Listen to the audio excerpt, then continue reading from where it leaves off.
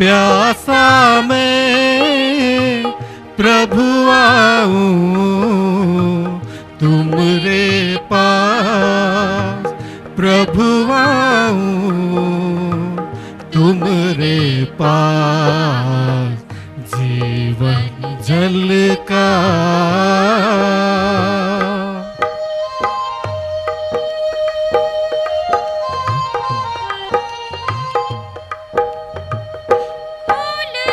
जीवन जल की नदी अब खोल दो, जीवन जल की नदी अब दिल को खोलूं तुमरे पास, दिल को खोलूं तुमरे पास, जीवन जल का प्यासा मैं प्रभु आऊं तुमरे पास, प्रभु आऊं तुमरे पास, जीवन जल का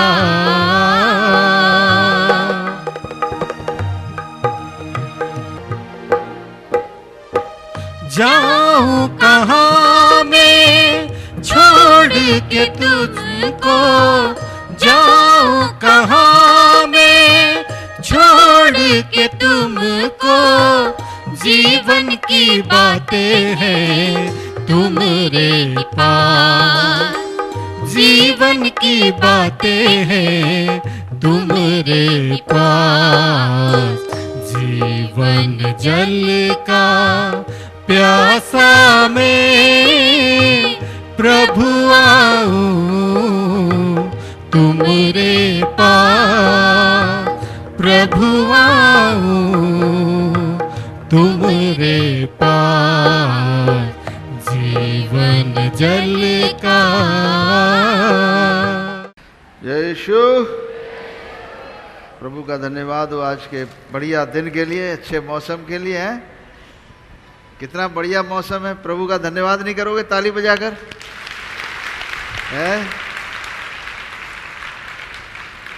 मरकुस की किताब बाइबल में है, उसका 7 बाब ऐसे लिखा हुआ है कि फरीसी और कुछ शास्त्री जो यरूशलेम से आए थे यीशु के पास इकट्ठा हुए और उन्होंने उसके कुछ चेलों को अशुद्ध हाथ अर्थात बिना हाथ धोए हुए रोटी खाते देखा, क्योंकि फरीसी और यहूदी पूर्वजों की परंपरा पर चलते हैं और जब तक भली भांति हाथ नहीं धो लेते तब तक खाते नहीं, और बाजार से आकर जब तक स्नान नहीं कर लेते तब तक नहीं खाते, और बहुत सी ऐसी अन्य बातें हैं जो उनके मानने की पहुंचाई गई हैं, जैसे कटोरों का, लोटे का और तांबे के बर्तनों को मांजना और धोना। यानी अगर उस शास्त्री या फरीसी जब बाज़ार में गया तो बाज़ार में पता लगा किसी से हाथ मिला लिया या किसी से वो छुल गया, ऐसे आदमी से जिनको वो समाज अशुद्ध मानता है, तो वो लौटकर घर आते थे, नहाते थे और नहाने के बाद ही भोजन खाते थे। चाहे सवेरे नहा के निकले फिर भी नहाएंगे, बाज़ार से लौट 4 दफ़ा नहाएंगे अगर 4 दफ़ा बाज़ार जाएंगे। इस प्रकार के यहूदी शास्त्री और यहूदी याजक थे जो लेवीय कार्य करते थे, जो मंदिर में काम करते थे, जो याजकी काम करते थे और शिक्षा दिया करते थे, लोगों को धर्म की शिक्षा देते थे। इनका जीवन इस प्रकार का था। प्रभु यीशु मसीह उनसे कह रहे हैं कि कटोरे वटोरे तो बड़ा अच्छी तरह तुम लोग मांज लेते हो, लेकिन अपना मन भी मांज लिया करो। यीशु मसीह ने कहा अपना मन भी मांजा करो, कटोरे बर्तन हाथ पाथ धो लेते हो ठीक है, लेकिन तुम्हारा मन बड़ा गंदा है। इसलिए फरीसियों ने, शास्त्रियों ने यीशु से पूछा कि तेरे चेले क्यों पूर्वजों की परंपराओं पर नहीं चलते और बिना हाथ धोए हाथों से रोटी खाते हैं? यशाया ने कहा, यीशु ने जवाब दिया कि यशाया ने सही कहा है तुम कपटियों के विषय में। बहुत ठीक भविष्यवाणी की है यशाया नबी ने। यीशु कह रहे हैं तुम कपटी हो, तुम कपटी लोग हो। ये परमेश्वर कहता है ये लोग होठों से तो मेरा आदर करते हैं पर उनका मन मुझसे दूर है।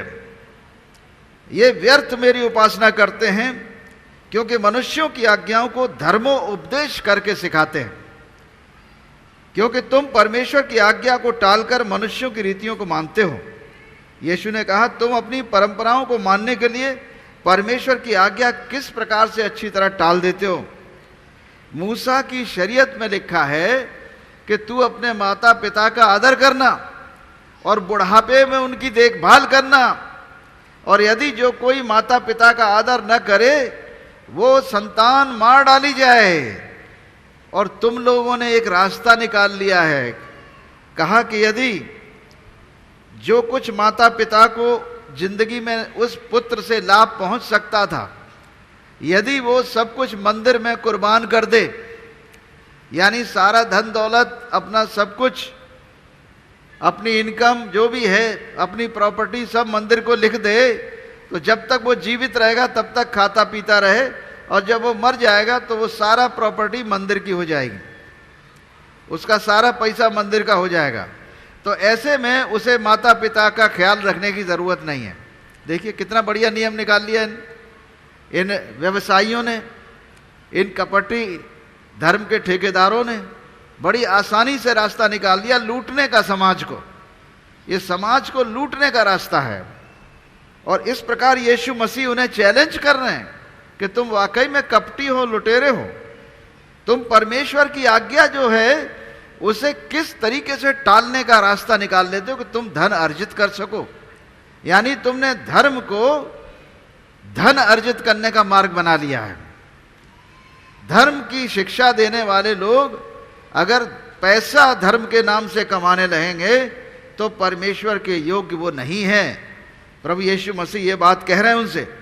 इस प्रकार तुमने अपनी परंपराओं से जिन्हें तुमने ठहराया है परमेश्वर का वचन टाल देते हो, और ऐसे ही तुम बहुतेरे कार्य करते हो। प्रभु यीशु ने कहा, सुनो तुम सब मेरी समझो, ऐसी कोई वस्तु नहीं जो मनुष्य में बाहर से समा कर उसे अशुद्ध करे, परंतु जो वस्तुएं मनुष्य के भीतर में रहती हैं वे ही उसे अशुद्ध करती हैं। यदि किसी के सुनने के कान हो तो सुन ले। जब वो भीड़ के पास से घर में गया तो उसके चेलों ने दृष्टांत के विषय में पूछा। उसने उनसे कहा, क्या तुम भी ऐसे ना समझो? क्या तुम नहीं समझते जो वस्तु बाहर से मनुष्य के भीतर जाती है उसे अशुद्ध नहीं कर सकती, क्योंकि वो उसके मन में नहीं परंतु पेट में जाती है और संडास में चली जाती है। ये कहकर उसने सब भोजन वस्तुओं को पवित्र ठहराया। क्या तुम खाते हो, क्या नहीं खाते हो, ये तुम्हें पवित्र और अपवित्र नहीं कर सकता, लेकिन तुम्हें जो अपवित्र और पवित्र कर सकता है वो तुम्हारे मन के विचार हैं जो तुम्हारे अंदर से निकलते हैं। यीशु मसीह कह रहे हैं जो मनुष्य के अंदर से निकलता है वही उसे अशुद्ध करता है, क्योंकि मनुष्य के अंदर से क्या क्या निकलता है। प्रभु कह रहे हैं बुरे बुरे विचार, व्यभिचार, चोरी, हत्या, परस्त्री गमन, लोभ, दुष्टता, छल, लुच्चपन, कुदृष्टि, बुरी दृष्टि, निंदा, अभिमान और मूर्खता निकलती है। ये सब बुरी बातें भीतर ही से निकलती हैं जो मनुष्य को अशुद्ध करती हैं। हालेलुया। मनुष्य को अशुद्ध करने वाली हमारे विचार हैं। तुम कैसे कपड़े पहनते हो, कैसा खाना खाते हो, ये तुम्हें शुद्ध और अशुद्ध नहीं करता है। ये सारी चीजें शुद्ध अशुद्ध करती हैं केवल संसारिक चीजों को, परंतु मनुष्य के मन को, मनुष्य के जीवन को अपवित्र करने वाला उसका विचार है कि वो क्या सोचता है। क्या वो पड़ोसी से अपने समान प्रेम करता है? यदि वो अपने पड़ोसी से अपने समान प्रेम करेगा तो पड़ोसी के प्रति बुराई का विचार नहीं करेगा, पड़ोसी की प्रॉपर्टी को, उसकी जमीन जायदाद का लालच नहीं करेगा, न उसकी स्त्री का लालच करेगा, न उसके धन का लालच करेगा। पड़ोसी को अपना भाई, अपनी बहन समझेगा और पड़ोसी के प्रति जो कुछ उसे भला करना होगा वो करेगा, क्योंकि परमेश्वर की आज्ञा है।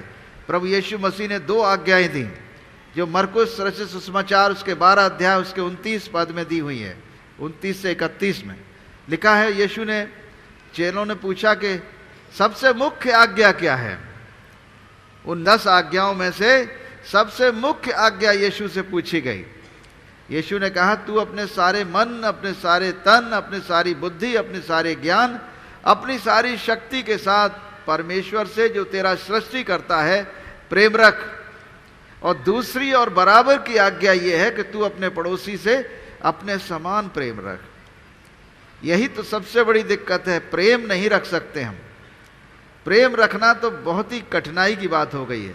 अगर आप प्रेम रखोगे, प्रेम का यह मतलब नहीं रोज हाथ मिलाओ, सलाम दुआ करो, उतना ही काफी है। प्रेम का मतलब यह है कि आप उनके बारे में कोई बुरा विचार नहीं रखते, आप उनकी भलाई के लिए सोचते हैं।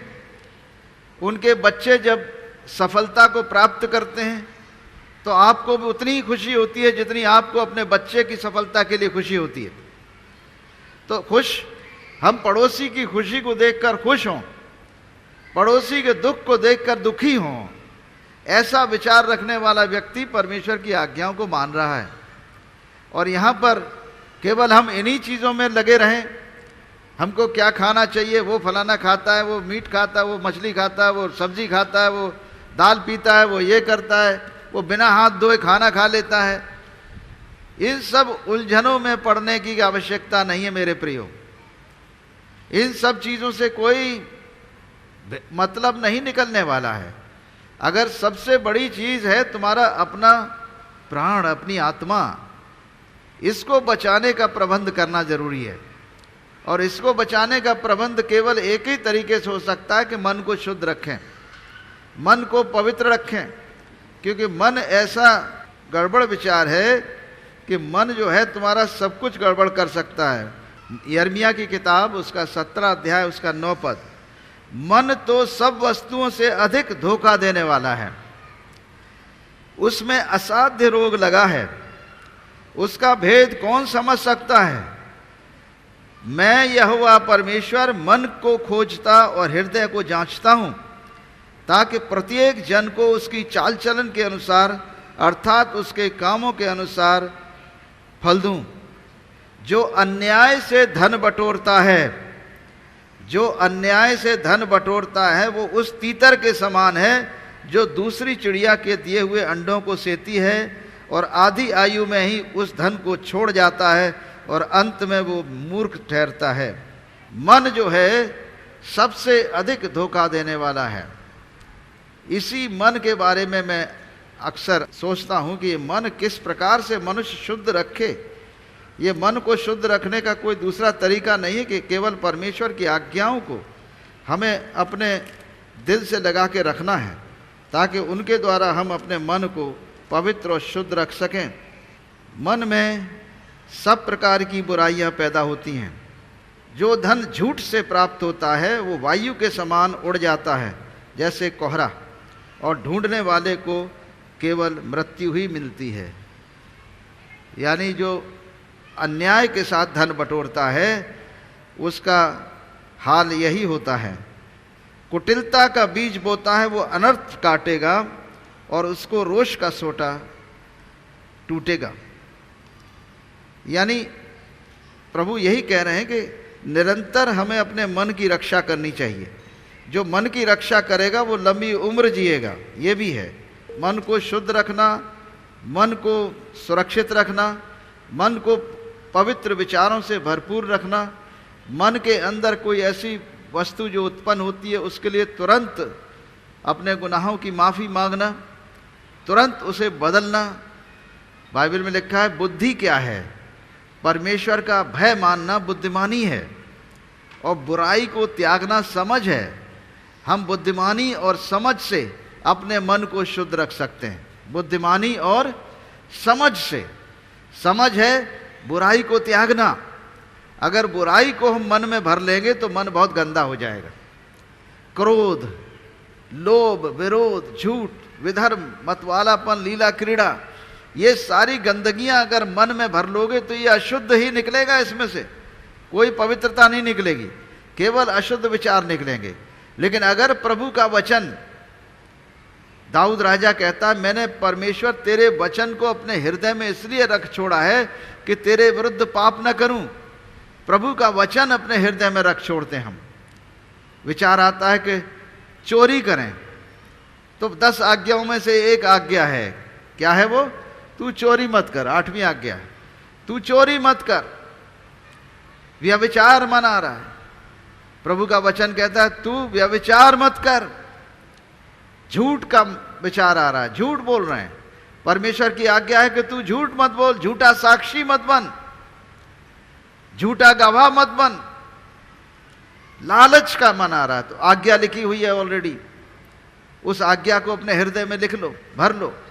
आज्ञा लिखिए, तू किसी चीज का लालच मत करना, न तो पड़ोसी की जमीन का, न उसकी औरत का, न उसके जानवरों का, न घोड़े गधे का, किसी भी वस्तु का लालच मत करना। क्योंकि लालच, जो पैसे का लोभ है, वो सारी बुराइयों की जड़ है। क्योंकि उस पैसे के लोभ में लोगों ने जिंदगी बर्बाद कर ली अपनी।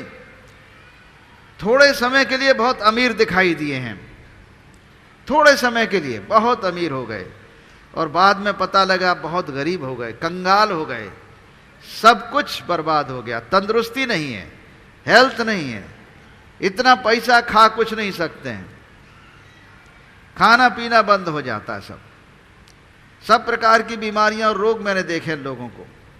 ऐसे ऐसे लोग देखें जो बिल्कुल उल्टा सीधा काम करके पैसा लूटे हैं खूब, और उनकी जिंदगियां मैंने पास से देखी, बहुत बुरा हाल है। खा नहीं सकते, कपकपाते हैं, कई तरह के रोग लग गए हैं, ये सब श्रापित हैं। अगर कोई आपको रिश्वत देगा तो बड़ी खुशी से थोड़ी दे रहा है, वो मजबूरी में रिश्वत दे रहा है कि उसका काम हो जाए, नहीं तो आप काम नहीं करोगे। लेकिन जो मजबूर अपना पैसा जमा करके कर्जा लेकर किसी प्रकार से रिश्वत दे रहा है कि उसके बेटे को नौकरी मिल जाए या कोई काम मिल जाए, उसका काम बन जाए, तो जानते हो उसकी मजबूरी, उसका कर्जा, उसका दुख उस रिश्वत में मिला रहता है, और वो रिश्वतखोर के घर में जाके बैठ जाता है। यानी श्राप उस रिश्वतखोर के घर में बैठ जाता है, वो कभी नहीं निकलता। क्योंकि जिस मनुष्य ने वो पैसा दिया, वो पैसे में दुख मिला हुआ था, दुख मिला हुआ था। लेकिन परमेश्वर जो पैसा देता है उसमें दुख मिला हुआ नहीं होता। जो मेहनत से आदमी कमाता है, जो ईमानदारी से कमाता है, उस पैसे में दुख मिलाकर ईश्वर ब्लेसिंग नहीं देता, आशीष। लेकिन जो रिश्वतखोर होते हैं, चोरी करते हैं, झूठ बोलकर, धोखा देकर पैसा कमाते हैं, ऐसे लोगों के साथ धोखा मिला रहता है पैसे में, ऐसे लोगों के साथ दुख मिला रहता है पैसे में, श्राप मिला रहता है। वो सब उनके घर में बैठ जाता है, बाल बच्चों से लेके 1000 पीढ़ी तक बर्बाद कर देता है वो श्राप। कितना खतरनाक है। अगर जिंदगी आनंद से जीना है तो पैसे का लोभ छोड़ दीजिए, लोभ मत करिए। पैसा जरूरी है आपके लिए, उसका लोभ करने की आवश्यकता नहीं। जितनी जरूरत होगी परमेश्वर देगा हमें। जब पैसे के पीछे नहीं भागोगे, पैसा तुम्हारे पीछे भागेगा। तो हमें भी देखना है अपनी जिंदगियों को कि हम कहां चल रहे हैं। पैसे का लोभ सारी बुराइयों की जड़ है, बाइबल में लिखा है। और इसके लोभ करने के कारण बहुतों के जीवन के जहाज डूब गए, बड़े बड़े लोग डूब गए इस लालच के कारण। इस लालच से हमें बचना है मेरे प्रियो। इस लालच के कारण सारे झगड़े फसाद हैं दुनिया में।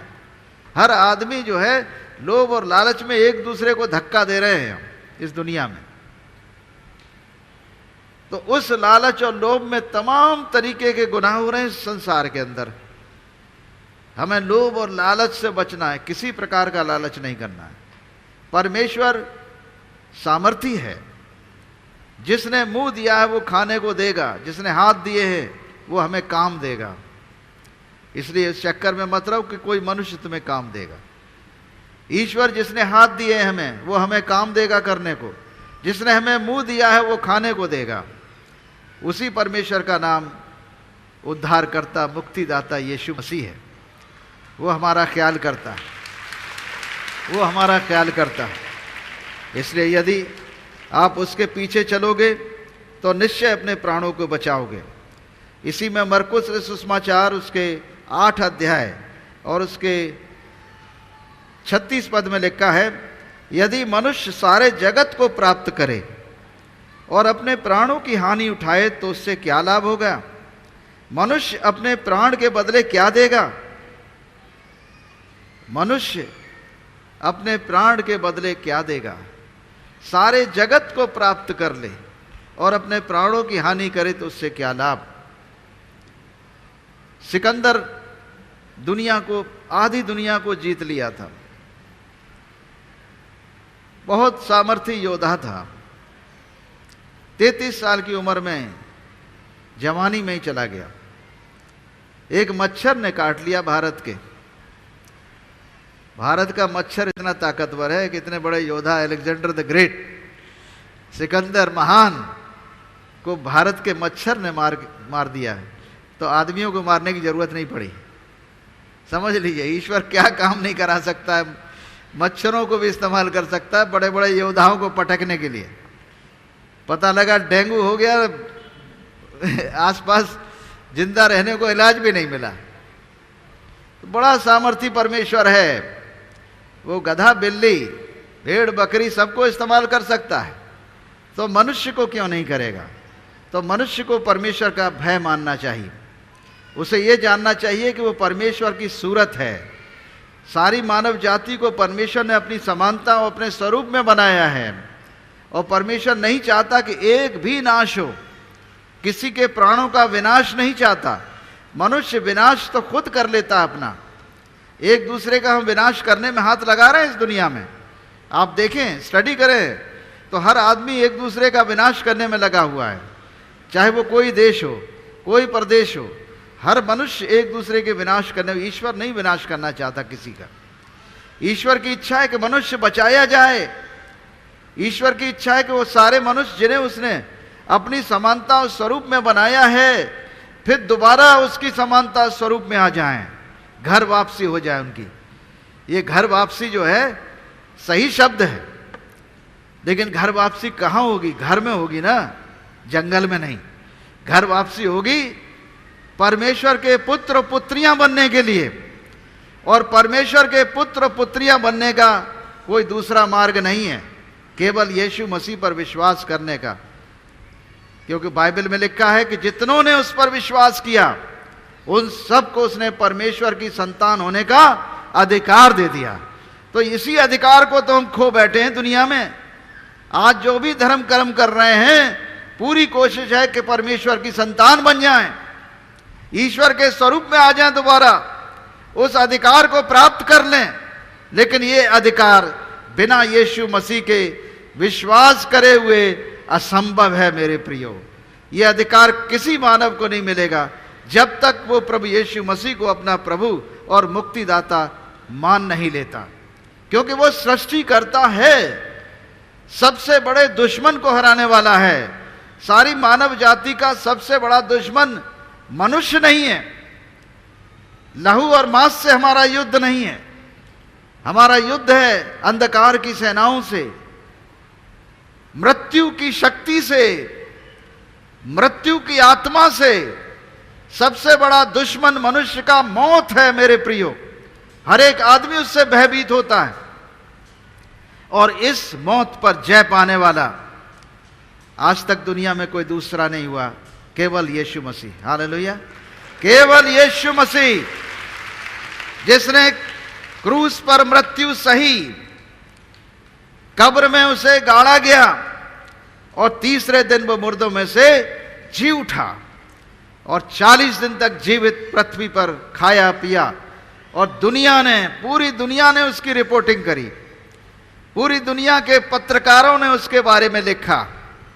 ये हकीकत है, और इसीलिए आज के दिन 2017 ईस्वी कही जाती है। 2017 AD, anno domini, year of the lord, यीशु मसीह के प्रभु बनने की तारीख। मौत को हराकर दुनिया का प्रभु बन गया वो, और इसलिए 2017 ईस्वी मानी जा रही सारी दुनिया में। पूरी दुनिया मानती है इसको, क्योंकि ये ऐतिहासिक घटना है। कोई मिथिकल काल्पनिक घटना नहीं है, काल्पनिक कहानी नहीं है, एक हकीकत है जो इस दुनिया के इतिहास में घटी है, जिसने सारे दुनिया के इतिहास को एडी और बीसी में बांट दिया, दो भागों में बांट दिया। ईसा मसीह से पूर्व, ईसा मसीह के बाद दुनिया को दो भागों में बांट दिया इतिहास को। आज इतिहास को सारे लोग मान रहे हैं, लेकिन उस इतिहास को बनाने वाले को कोई नहीं मानता। इतिहास का बनाने वाला कौन है? यीशु मसीह, जिसके नाम से आज तारीख है हमारी। आज के दिन 6 मई 2017 ईस्वी है, एडी है, यीशु मसीह के नाम की तारीख है। इसको मान रहे हैं आप, लेकिन यीशु मसीह को जो सच्चा प्रभु है, जो आप सबका प्रभु है, दुनिया का प्रभु है, वो सबका है मुक्तिदाता। उसकी इच्छा है, परमेश्वर की इच्छा है कि सारा जगत उद्धार पाए, सारी दुनिया के लोग परमेश्वर के परिवार बन जाएं, एक परिवार बन जाएं। और परमेश्वर उसी परिवार को बनाने में लगा हुआ है, सारे जगत को अपना परिवार बनाना चाहता है, क्योंकि सारे मनुष्य जाति उसकी समानता, उसके स्वरूप में है। और संपूर्ण मानव जाति को वापस उसी स्वरूप में लाने के लिए अपने पुत्र की कुर्बानी किया, यीशु मसीह को कुर्बान किया, ताकि संपूर्ण मानव जाति का कुर्बानी नहीं, एक कुर्बानी के बाद सारी मानव जाति के पापों को क्षमा करने का यह मार्ग खुल चुका है। जो कोई उस पर विश्वास करेगा वो नाश न होगा, परंतु अनंत जीवन पाएगा। हालेलुया! क्या आज विश्वास करने को तैयार हैं? यदि आप पहली बार इस बात के बारे में विचार कर रहे हैं कि यीशु पर आप विश्वास करेंगे, तो मेरे साथ प्रार्थना करें, अपना हाथ खड़ा करें, अपने स्थानों पर खड़े हो जाएंगे। हे परम प्रधान परमेश्वर पिता, आज के दिन के लिए हम धन्यवाद करते हैं। सत्य में आपका वचन जो पूरा हुआ यीशु मसीह में, वो यही है कि वो हमारे अपराधों के कारण घायल किया गया, हमारे अधर्म के लिए कुचला गया, हमारी शांति के लिए उस पर ताड़ना पड़ी, ताकि उसके कोड़े खाए जाने से हम चंगे हो जाएं। यीशु के कोड़े खाए जाने से हर एक मनुष्य आज चंगा होता है, और यीशु का लहू हमें सारे पापों से शुद्ध करता है। यदि हम भी जैसा कि वो ज्योति में हैं, हम भी ज्योति में चलें, तो परमेश्वर के पुत्र यीशु का लहू जो आज हमने ग्रहण किया है, हमें सारे पापों से शुद्ध करता है। आमीन। अब परम प्रधान परमेश्वर पिता, परमेश्वर पुत्र, परमेश्वर पवित्र आत्मा अपना हाथ बढ़ाकर तुम्हें छुए, तुम्हें आशीष दे और तुम्हारी रक्षा करे। प्रभु अपने मुख का प्रकाश तुम पर चमकाए, तुम पर अनुग्रह करे। प्रभु अपना मुख तुम्हारी ओर करे और तुम्हें शांति दे। आमीन। जय यीशु।